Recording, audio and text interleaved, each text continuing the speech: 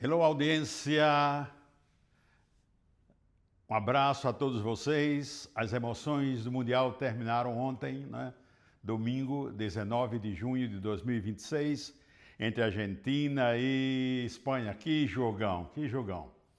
Infelizmente, a Argentina não ganhou. Agora, fico preocupado que a maioria dos brasileiros e sul-americanos torcem pelo time oposto. A Argentina está no nosso continente e as estatísticas dizem que tanto em América Latina como em Brasil, a torcida maior foi pela Espanha.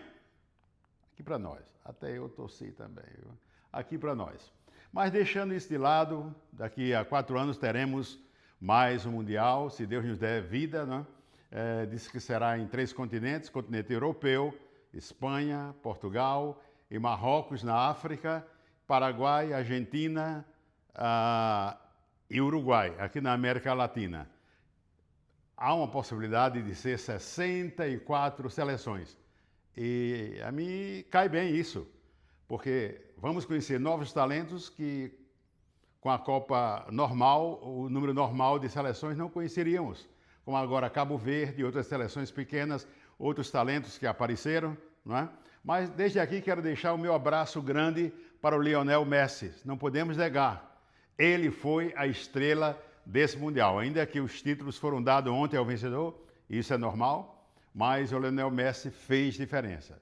Os meus netos choraram quando viram Lionel Messi chorando também. São emoções de um Mundial que, assim como na política, divide famílias, divide amizades. Tenhamos cuidado com isso, temos isso como algo passageiro, como algo benéfico que nos emociona, mas deixemos o partidarismo de lado. O futebol continua, os craques voltam para a Europa a ganhar os seus milhões de dólares, não é? E muitas vezes as questões, os problemas ficam entre nós. Mas não quero me ater a isso, isso já é passado, mas desde aqui quero dar um abraço forte em Lionel Messi e dizer a ele que o futebol mundial está agradecido pelo seu talento, pela sua força e pela sua equipe também. Mas queria agora, para entrar num mundo espiritual, fica um pouco difícil começando com futebol, mas vou entrar em nome de Jesus.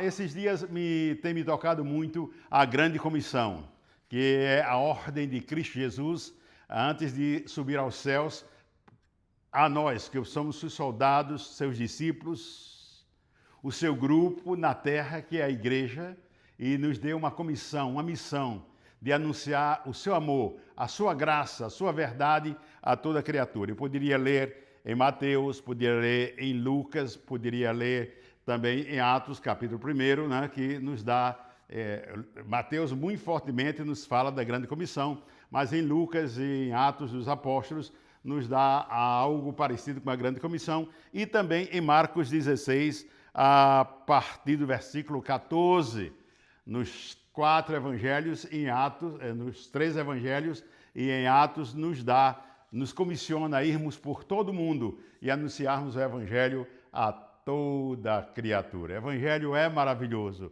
penetra em todas as culturas, entre todas as gentes.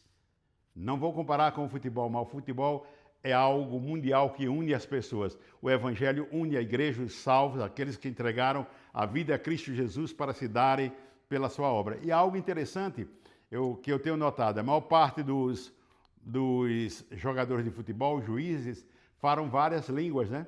E no campo missionário, os missionários, os pastores também falam várias línguas, porque vão pelo mundo pregando o evangelho. Esta é outra bênção grande, uma facilidade que Deus nos dá.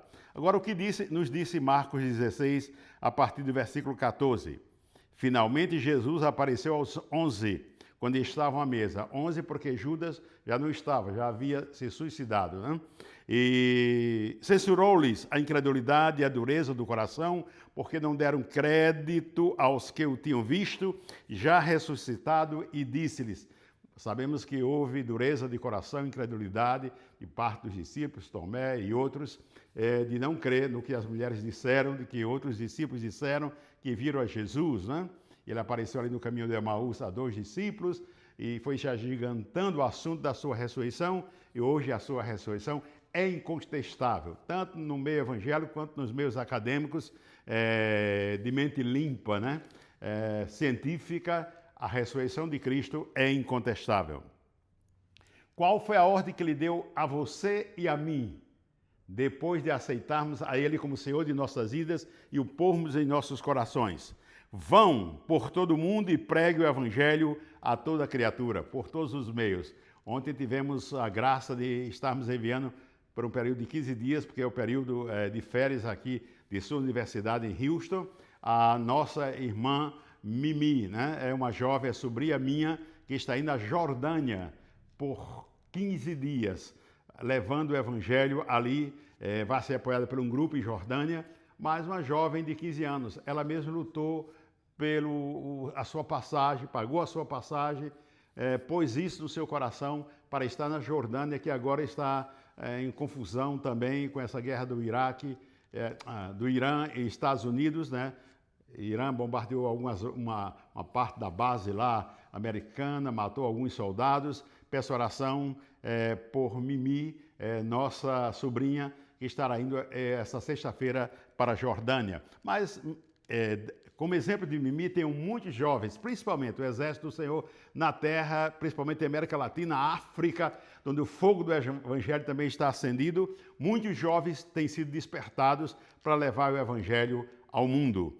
Vão por todo mundo e pregue o Evangelho a toda criatura. Quem crê e for batizado será salvo. Quem crê, quem pôr Cristo no seu coração e confirmar com o batismo nas águas, esse será salvo. O batismo nas águas não salva, não é a condição para a salvação, mas é uma confirmação de algo que passou, essa maravilha que passou interna na sua vida, que foi a transformação que Cristo fez no seu espírito, na sua alma, no seu corpo, e agora você expressa através do batismo nas águas, publicamente ao mundo, visível e invisível, que você é um discípulo, um seguidor de Jesus. Quem, porém, não crê, será condenado. Quem não crê na verdade de Cristo, que Ele é o único caminho, a única verdade e a única vida, e o tomar como Senhor e Salvador, será condenado, não terá salvação. Estes sinais acompanharão aqueles que creem. Tu vás e que autoridade, que armas Ele vai nos dar. Lá em Atos dos Apóstolos, capítulo 1, 8, diz que Ele nos revestirá de poder. O Espírito Santo nos revestirá de poder e seremos suas testemunhas. E aqui em Marcos disse, estes sinais acompanharão aqueles que creem. Em meu nome expulsarão demônios. Sabe que existe, não em animais, não está falando de demônio em animais, está falando de demônios em pessoas. Sabe que existem muitas pessoas endemoniadas? E não pense que é aquelas homeless que estão nas ruas, dormindo debaixo da ponte. Não, muitas vezes está em pessoas sofisticadas da alta sociedade, nas mansões, altos empresários, altos políticos, evangélicos, muitas vezes sem um compromisso com Deus, pode não estar endemoniado dentro, mas pode estar opresso, vivendo uma vida opressiva por fora. Os demônios estão aí, Satanás é o general deles, para tentar contra toda a humanidade do Senhor Jesus. E diz que Satanás veio para matar, roubar e destruir. Então você pode hoje caminhar no seu trabalho, na rua, e encontrar-se com várias pessoas endemoniadas e não se dar conta. Por isso que deve orar para que Deus lhe dê autoridade como cristão, para que dê os dons do Espírito Santo, discernimento, sabedoria, revelação, para entender o que passa no mundo natural e no mundo espiritual. Expulsarão demônios em seu nome, falarão novas línguas, aqui nos dois lados. Terá facilidade de comunicar-se com outras gentes em outros idiomas e falará as línguas que Paulo fala lá em Coríntios 12, o dom de línguas, línguas dos anjos. Isso é um tema muito elástico e eu não vou discuti-lo nesse momento.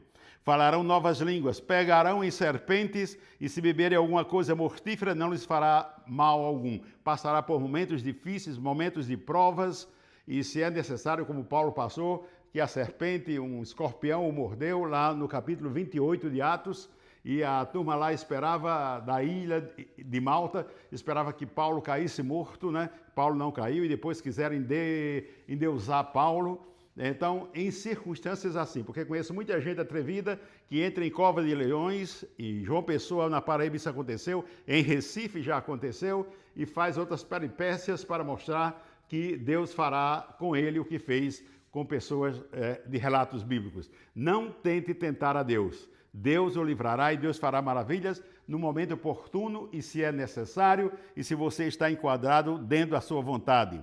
E se beberem alguma coisa mortífera, não lhes fará mal. Se alguém te der algum veneno, você comer algo enganado, beber algo enganado, Deus o livrará. E se você está na meta certa de servir a Deus, na missão, não é por qualquer motivo, tenha cuidado. Se impuserem as mãos sobre enfermos, eles ficarão curados.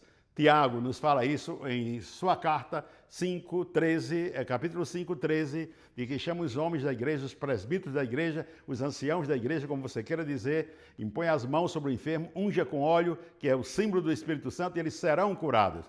Que maravilha, que maravilha. O mundial passou, mas o mundial de Deus nunca passa. Até que ele vem nos céus, ele nos dará novas tarefas. Então, vamos deixar as questões do dia a dia e há uma missão para a igreja, há uma missão para o cristão, que é indo por todo mundo pregar o evangelho a toda criatura. Eu sei que o Brasil agora vai passar por outro ciclo, né, que é a questão das eleições, que também envolve muitas emoções, muitos nervos, divisões entre famílias, o político A, político B. Olha, gente, você é cidadão, vote consciente, vote no seu candidato, mas não deixe que a política nem o futebol divida a sua família, o separe de amigos. Achegue-se a Deus, una-se a Deus, porque Deus é união e Deus é amor. E Ele espera que todos nós aqui na Terra, no tempo que Ele nos dá, 20, 30, 40, 50, 70, 80, 90, 100 anos, quanto tempo for, que sejamos produtivos para o seu reino. Quando chegarmos lá na glória, Ele vai dizer, abre as tuas mãos. O que produziste para mim no tempo que você viveu na terra, o que você levará de produção, quantas pessoas você ajudou, quantas pessoas você levou ao conhecimento de Cristo.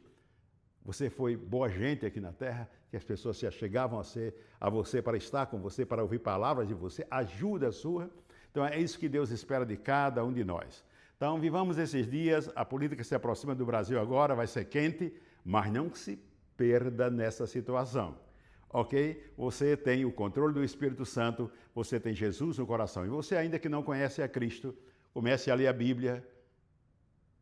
Não digo nem que compre, se pode comprar numa livraria, é barato, mas a Bíblia está no seu celular, em qualquer idioma, português, inglês, francês, espanhol, chino, japonês, em qualquer idioma, não há excusa. Você pode abrir seu celular, seu iPhone ou telefone que você tenha, e aí a Bíblia estará em qualquer idioma, e maravilhosamente o dicionário estará aí. Qualquer pergunta que você fizer que não entender, você vai obter a resposta no seu próprio celular. Antigamente a pessoa esperava uma semana para reencontrar o seu pastor, o seu professor de escola dominical para fazer as perguntas da Bíblia.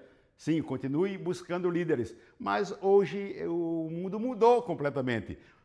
Você tem a resposta aí onde você está. Estamos vivendo neste momento de riqueza espiritual. E você que é comprometido com o Evangelho, que já aceitou Cristo em seu coração, agora uma missão lhe é dada. É a grande comissão. Indo por todo o mundo, levai o Evangelho a toda criatura. Elcio Nunes, desde Houston, Texas.